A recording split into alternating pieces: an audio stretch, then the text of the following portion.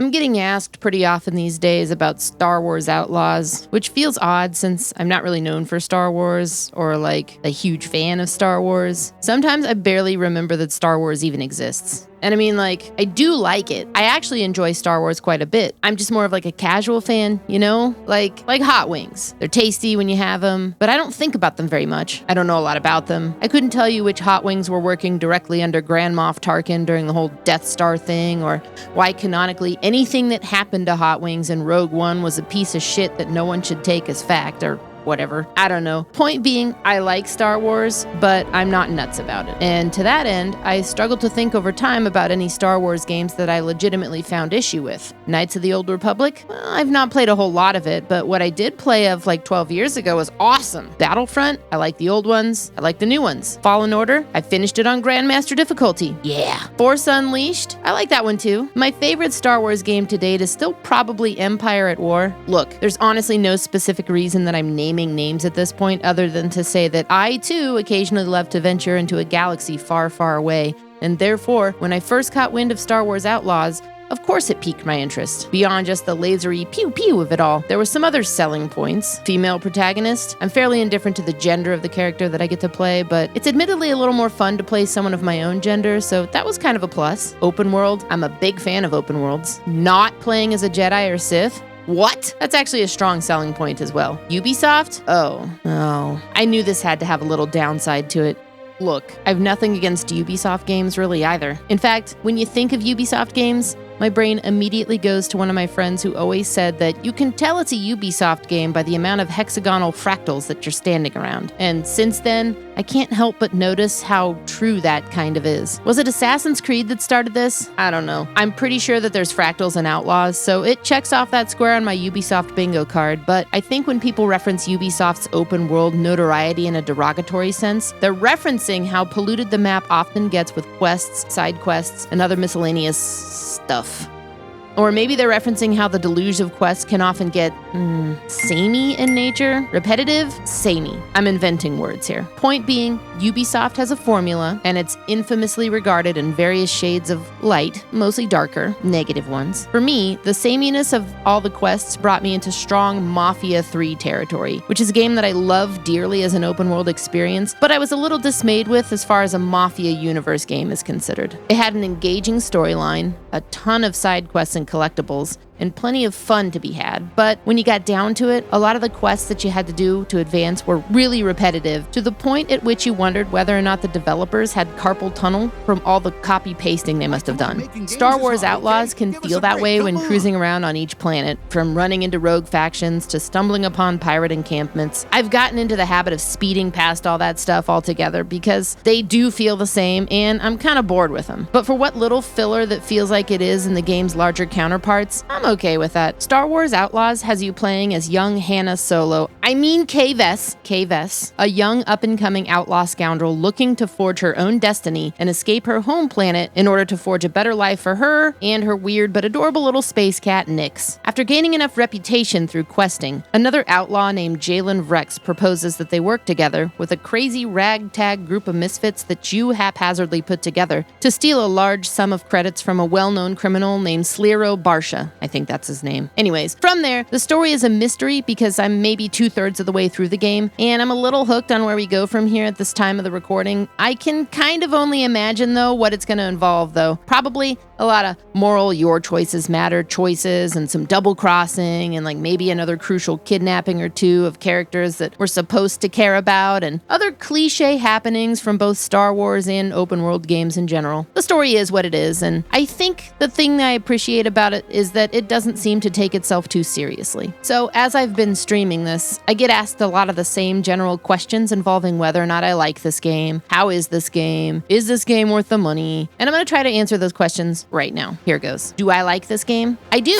quite a lot actually. My thoughts around that go back to my casual enjoyment of the Star Wars universe and my casual enjoyment of Star Wars games over time. I feel most Star Wars games nail the atmosphere of wanting to be within the Star Wars universe, and Outlaws does this in spades. Probably its strongest point. The immersion factor is pretty high if you allow yourself to sink into it, and by and large, Outlaws has just been a really enjoyable experience for me on that note. How is this game? It's good, very fun. Again, contingent on whether or not you like Star Wars games and open world games or, well, honestly, stealth mechanics. The stealth in Star Wars Outlaws is probably one of the larger glaring negatives, with some sections being downright ruthless and rigid and kind of stupid. Perhaps the new reboot of Hitman spoiled me, but when I knock out an enemy, I want to be able to hide the body so no one can stumble upon it. But you can't do that in Outlaws, so you have to think a little about how you're going to lure enemies in, and maybe there's a little more of a hidden place that's away from plain sight that you can knock them over the head. And speaking of knocking out enemies, this Kay Vess lady, fists of rock and stone. I can overlook this because Kay's goofiness and godlike ability to punch out anyone she comes across work to the favor of the corniness that Lucas Star Wars era absolutely oozed. I actually love that I can punch a dude in stormtrooper armor out. Like, why wouldn't this 115-pound woman be able to do that? This is far beyond 2024, in the future,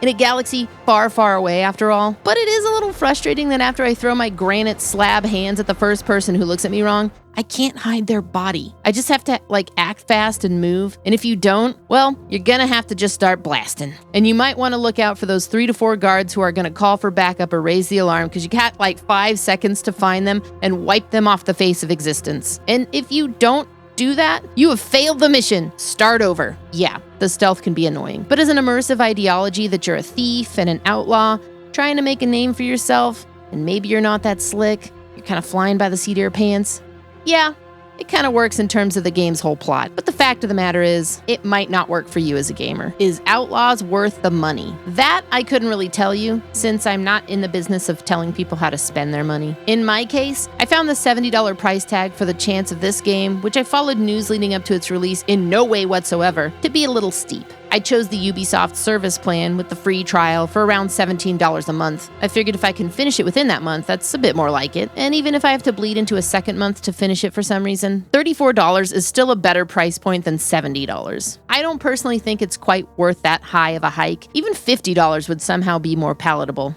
I don't know. Regardless, I think if you factor in your enjoyment of Star Wars and stealth games and open world games and general curiosity, it's worth an amount of money if you like those things. While the universe of Outlaws does offer a really great Star Wars experience in terms of the feel of it, I do feel that I should speak briefly to the plot and the writing and the general vibe of the game as you're playing it, because I do feel a little bit on the fence about that. I'm enjoying my time with the game, sure, quite a bit, and partly because I'm streaming it, admittedly, but the combination of things works for me. And I think open world games, unless they've done a really good job of world building on a grand scale, hinge entirely upon your enjoyment of said universe. And as often is the case these days, that universe is probably chaining itself off an already established IP. In this case, it's Star Wars. To that end, I often find that world building in a game that's based on a well-established IP does just enough to nail the feel of the universe, where other crucial parts of the game are gonna suffer as a result. Combat here can sometimes feel clunky, and as I stated earlier with regards to stealth, that's kind of a problem sometimes, but once you get the rhythm of the game, it's not that hard to just cruise through and have a good time ducking into vents and trying to remain in the shadows. It feels like that's what I would do as an outlaw. No, not all Star Wars fans are gonna like what they've done here for one reason or another, and I can't really outline exact specifics on what works for some and not for others. As a casual fan, I'm in. I like that I don't have to play as a Sith or a Jedi. As much as I cherish the opportunities to do so in other games, it's nice to have something that's a bit more slice of life. There's a lot of story and dialogue that's pretty corny and cliche and all around I can overlook that and appreciate it for how cheesy it is, though. Some people, however, are going to struggle with that for the very same reasons. This is where another game of recent controversy comes into recollection, and that game is Hogwarts Legacy. I've played enough of that game to feel similarly about it. I love the universe, the world building. If you're into Harry Potter and adventure games where you do a lot of questing and collectible hunting, you're probably really going to enjoy that. And it nails the universe and the vibe of being in it, just like I think Outlaws does. But where both games suffer is, oddly enough, in a really nebulous space. They're great, but a little middle ground. Safe. Not too daring. Nothing about them particularly stands out. Nothing about them redefines the genre or brings something new to the table. They're open world games that complement an already established IP and act as fan service to those looking for it. And I think that's fine because, it works for me. But as a recommendation to others, I really can't say. I like to call these types of games that are safe and likely based on a pre-existing IP theme park open worlds. They're formulaic and they're safely in kind of an okay space. I do appreciate that while while some of the repeating tasks do get a little boring sometimes, there are so many various options for open world roleplay that it's hard to really cite it as a strong negative with Outlaws. In addition to the choices that occasionally matter, you're constantly working within a faction system that will indeed affect how the game plays out for you. Several different factions in the game are vying for the attention of Kay, and depending on what jobs you take on in the game, the outcomes can affect your standing with each one. Want to stay true to the Crimson Dawn but keep the Hutts from hating you? Good luck, buddy. The Pike Syndicate currently wants my head on a platter, so driving through parts of each of the open world areas is like a Wild West shootout that usually ends in me running my speeder straight into a random rock and flying 20 feet forward, somehow surviving all of this only to get hit by one stray bullet fired from the McCree of Star Wars. I do love how things can erupt into chaos, although I don't love how sometimes when these eruptions occur, I learn how wacky, wild, and inconsistent the autosave function in this game behaves. The life of a gamer who is me. Leveling up skills in the game really hinges on you partaking on some of these jobs and random side quests that are offered with different factions, which feels a little unique about Outlaws, I suppose. Through different key people that you meet throughout the galaxy, they'll offer different little storyline threads or flat-out objectives that you need to meet that will give you little things like increased health, upgraded takedown mechanics, and other stuff that makes Kay better at what she does. It's a little confusing to look at first, but I do like how it operates at the end of the day. You mean doing things makes me better at them? Whoa. I also can't forget the little mini games that exist within Outlaws, like the working arcade cabinets or the high-stakes gambling network of sabacc tables that are hidden in back rooms of various bars and cantinas. And I feel as though I've really overlooked the fact that Nyx, the weird space cat, helps you do little things across the gameplay, like distracting enemies and stealing random things from both tables and pockets, which is awesome. So Nyx can also help you cheat at sabacc. What a cute little bonding exercise. There's one other section of the game that was surprising, yet a little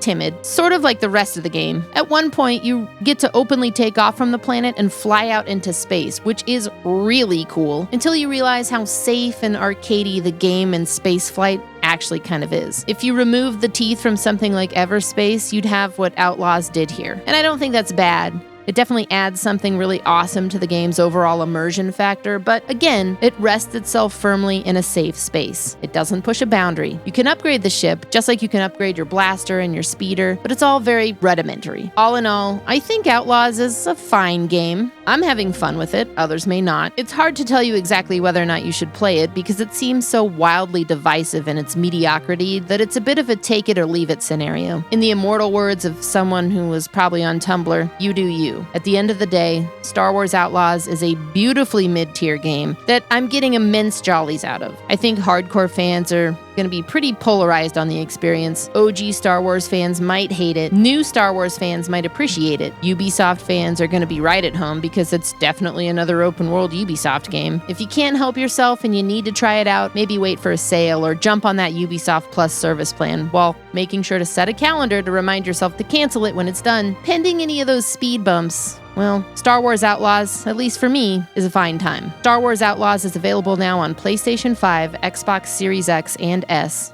and Windows.